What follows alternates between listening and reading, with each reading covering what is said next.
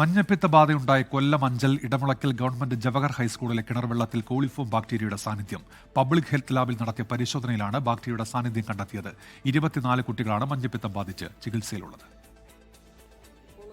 സ്കൂളിലെ കുടിവെള്ളത്തിന്റെ പ്രാഥമിക പരിശോധനാ ഫലം നെഗറ്റീവായിരുന്നെങ്കിലും ഭക്ഷ്യസുരക്ഷാ വിഭാഗവും ആരോഗ്യവകുപ്പും നടത്തിയ പരിശോധനയിൽ രോഗബാധയുടെ ഉറവിടം സ്കൂൾ തന്നെയെന്ന് കണ്ടെത്തിയിരുന്നു. ഇതിനു പിന്നാലെ പബ്ലിക് ഹെൽത്ത് ലാബിൽ നടത്തിയ പരിശോധനയിലാണ് കിണർവെള്ളത്തിൽ കോളിഫോം ബാക്ടീരിയയുടെ അളവ് ക്രമാതീതമാണെന്ന് കണ്ടെത്തിയത്. പബ്ലിക് ഹെൽത്തിൻ്റെ റിപ്പോർട്ട് വന്നിട്ടുണ്ട്. അപ്പം റിപ്പോർട്ടിൽ വെള്ളം തൃപ്തികരമല്ല, പക്ഷേ നമ്മൾ പ്രവർത്തനങ്ങളെല്ലാം ചെയ്യുന്നുണ്ട്. സ്കൂളും സഹകരിച്ചിട്ടുണ്ട്. സ്കൂളിൻ്റെ ഭാഗത്തു നിന്നുള്ള പ്രവർത്തനങ്ങളെല്ലാം നടക്കുന്നു. നമ്മൾ ബാക്കി അവിടെയുള്ള പ്രശ്നങ്ങളെല്ലാം പരിഹരിച്ചു. ക്ലോറിനേഷനും ബാക്കി കാര്യങ്ങൾ നടക്കുന്നു. എത്രയും പെട്ടെന്ന് നമുക്ക് സ്കൂൾ തുറക്കാനുള്ള പ്രവർത്തനങ്ങൾ മുന്നോട്ട് പോകുന്നു. കിണറിനോട് ചേർന്നുള്ള ശൗചാലയങ്ങളുടെ കുഴലുകളടക്കം പഴകി ദ്രവിച്ചതായി കണ്ടെത്തി. രോഗവ്യാപനത്തിന്റെ പശ്ചാത്തലത്തിൽ ഇവ മാറ്റിസ്ഥാപിച്ചു. തിങ്കളാഴ്ച സ്കൂളിലെ മുഴുവൻ വിദ്യാർത്ഥികൾക്കും ജീവനക്കാർക്കുമായി ആരോഗ്യ പരിശോധന നടത്തും. നേരത്തെ അവർ അങ്ങനെയാണ് പറഞ്ഞിരുന്നത്.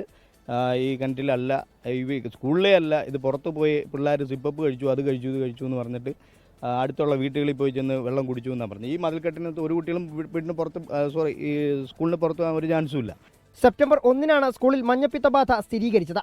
തുടർന്ന് പൂട്ടിയ സ്കൂൾ ഓണാവധിക്ക് ശേഷം തുറന്നിട്ടില്ല. 24 കൊട്ടാരക്കര. ലോകത്തെവിടെയായാലും ഏത് സമയത്തും 24 വാർത്തകളും ഓഗ്മെന്റഡ് റിയാലിറ്റി പാക്കേജുകളും എക്സ്പ്ലെയിനറുകളും വിശദമായി കാണാൻ ഞങ്ങളുടെ യൂട്യൂബ് ചാനൽ നിങ്ങൾക്ക് സബ്സ്ക്രൈബ് ചെയ്യാം.